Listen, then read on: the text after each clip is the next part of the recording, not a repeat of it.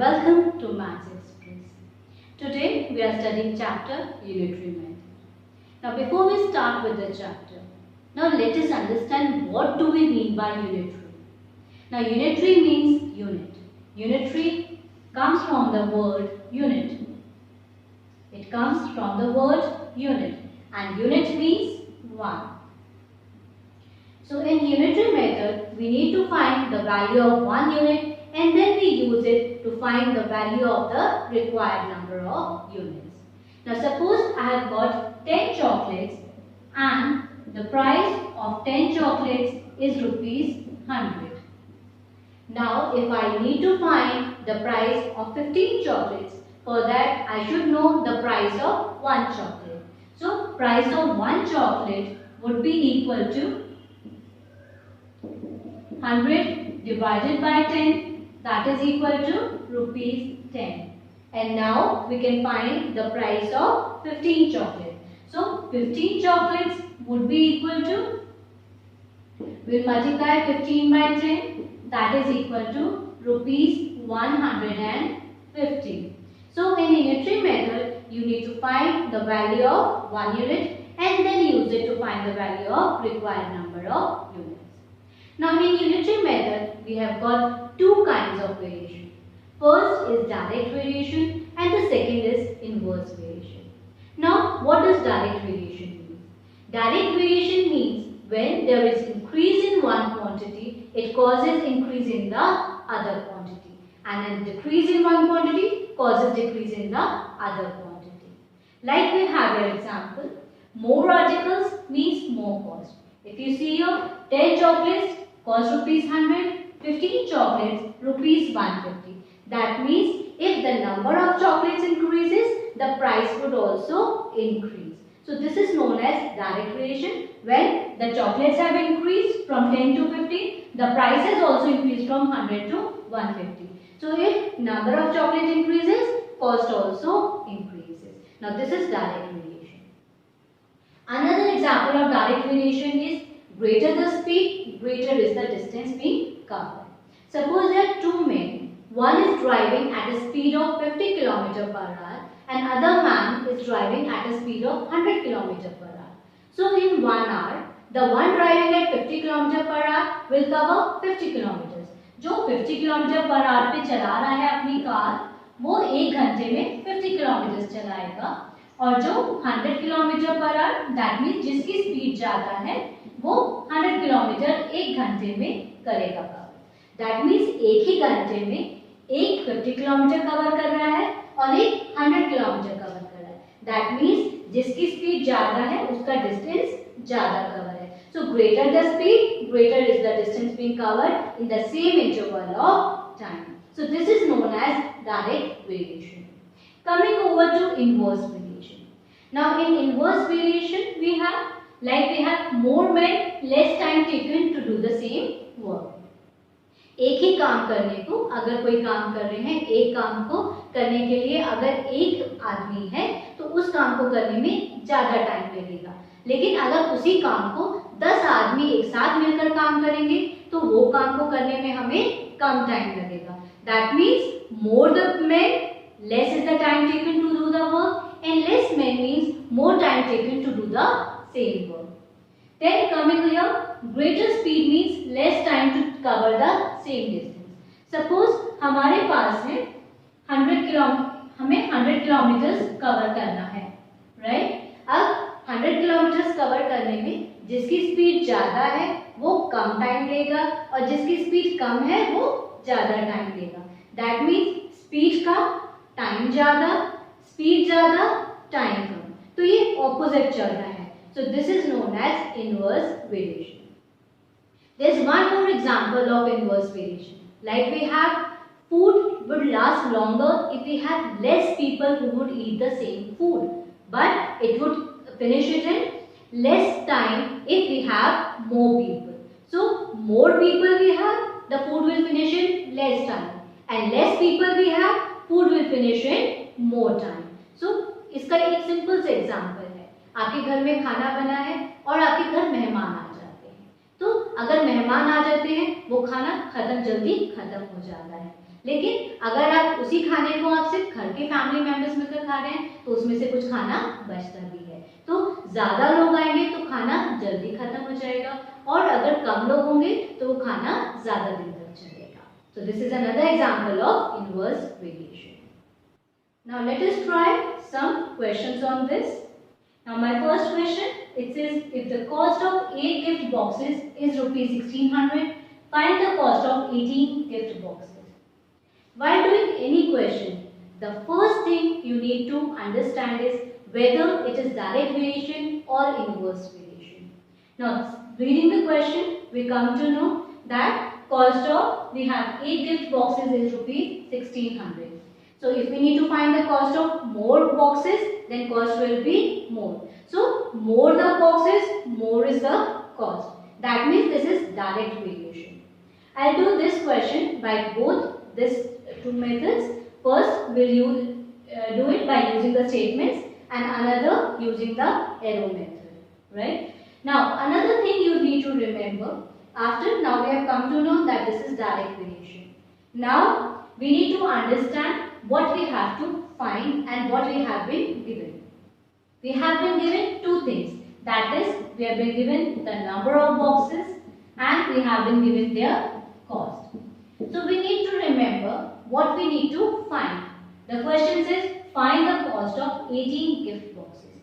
We need to find the cost. So cost will come on the right hand side and number of boxes will be on the left hand side. So while writing statements, you need to remember that whatever we need to find should be at the end of the statement. So in this case, while we write the statements, now we have cost of 8 gift boxes is rupees 1600. So the cost should be on the right hand side. So we'll write cost of 8 gift boxes is equal to rupees 1600. Now we find the cost of one box.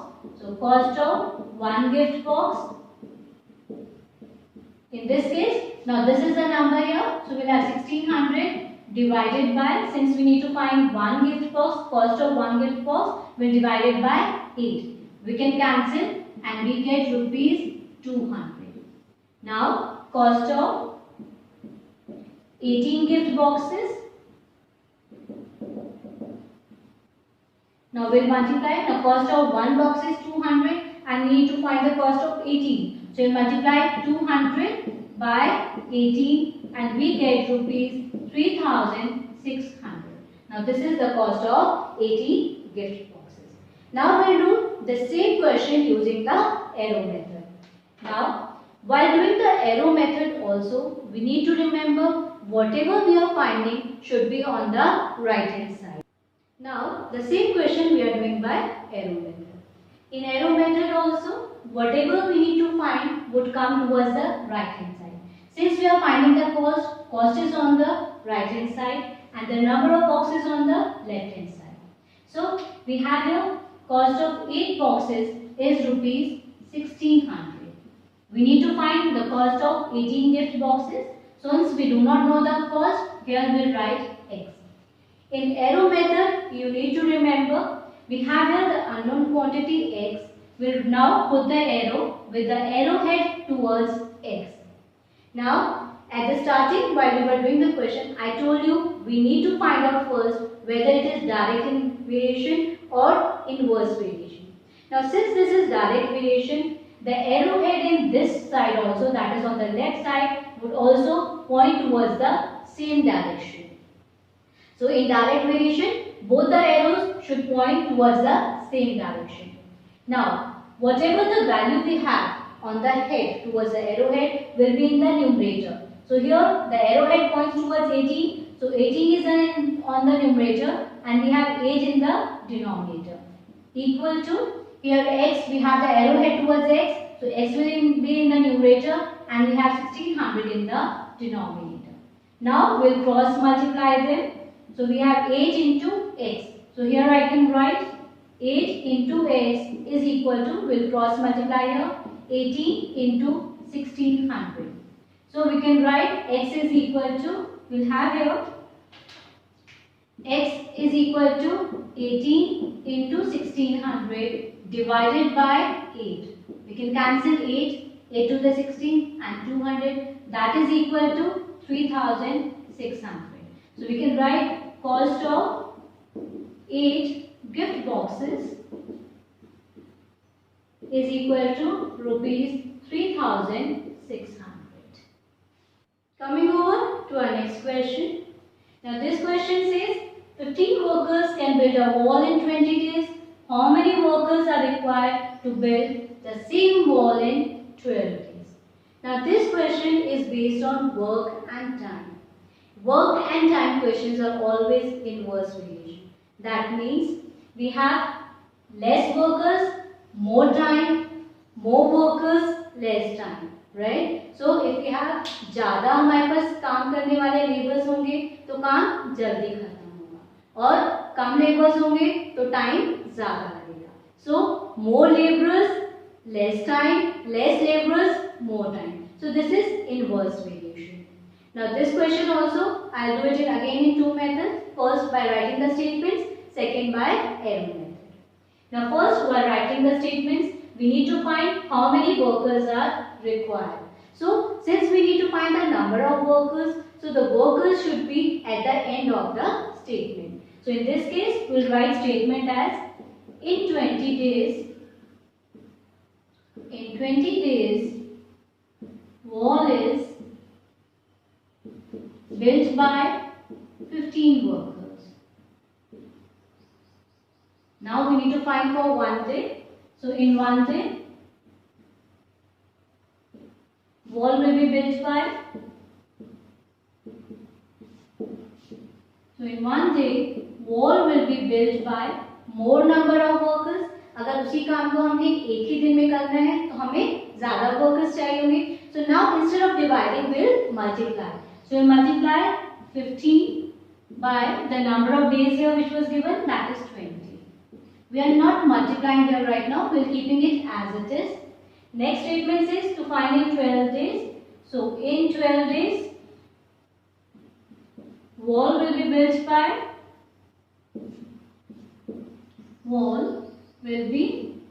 by, so now in this case, we have got 15 multiplied by 20. This was when the wall to be built by one worker. Now we have got wall has to be built in 12 days. So now we'll divide by 12.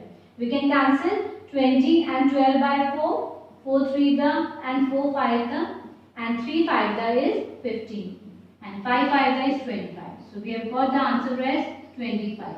So to build the wall in 12 days we would need 25 workers. Now let us do this question by the arrow method. Here we have got two things, that is the number of workers and the number of days. Now since we need to find the number of workers should be on the right hand side. So here we will write number of days and on the right hand side we will write number of workers. Since we need to find the number of workers. Here to build the wall in 20 days we needed 15 workers. To build the wall in 12 days we need to find the number of workers. So I am writing here X. Now I told you this is inverse variation, but always remember whichever we need to find, that is the arrowhead will always point towards X. So here the arrowhead is pointed towards X. Now since this is inverse variation, the other arrow will be pointed in the opposite direction. So this arrow will not be downward. Now we'll put this arrow like this upward. And I told you whatever is the value on the head will be in the numerator. So here value on head is 20. So 20 in the numerator upon 12 is equal to, here x is towards the arrowhead. So x upon 15. Now we'll cross multiply them. So we have 12 into x. So I can write 12 into x is equal to 20 into 15. So we'll have x is equal to 20 into 15 divided by 12. You can again here cancel by 4. 4 3 then 4 5 then and again 3 5 then. That is equal to 25. So we have the number of workers will be equal to 25. I have explained you both the arrow method and by writing the statements. You can use any of the methods to solve these questions. But I personally prefer arrow method since in this you do not have to write the statements. But let us do 1 and 2 more examples so that you understand unitary method better. I have here my next question. Now this question says 200 men have provisions for 30 days. If 50 men have left, for how many days the same provision will last for the remaining men? That means it says they have got 200 men. For then 200 men, the whatever groceries or the provision, the ration they have, that lasts for 30 days. Out of 200 men, 50 have left. 50 लोग छोड़ के चले गए. Now for how many days will the same provision last? Now first thing, whether this is direct variation or inverse variation. Now we need to remember in this case, अब again जितने ज़्यादा लोग होंगे राशन उतनी जल्दी खत्म हो जाएगा और जितने कम लोग होंगे ये राशन उतने ही ज़्यादा दिन चलेगा. That means this is inverse variation. Now let us do this by arrow method. Now what we need to find? We have to find the number of days. So number of days should be on the right hand side. So I am writing here number of days. And here we have got the number of men. Now we have first for 200 men, the provision lasts for 30 days. Now since 50 men have left, out of 200, 50 have left. So how much would be remaining? 200 minus 50, that is equal to 150. Now 150 men are remaining, and for 150 men we need to find for how many days would the provision be last. So we have put it here x. Now the arrowhead will point towards x, that is the unknown quantity, and since this is inverse variation, the other arrow will be in the opposite direction.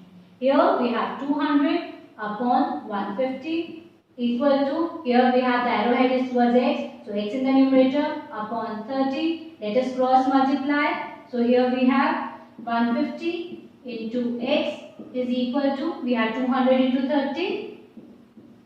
200 into 30. So we have x is equal to 200 into 30 divided by 150. Here we can cancel zeros. So or rather 30, 5 the 150 and 5 4 the 20. So we have a value of x is equal to 40. That means provision will now last for 40 days.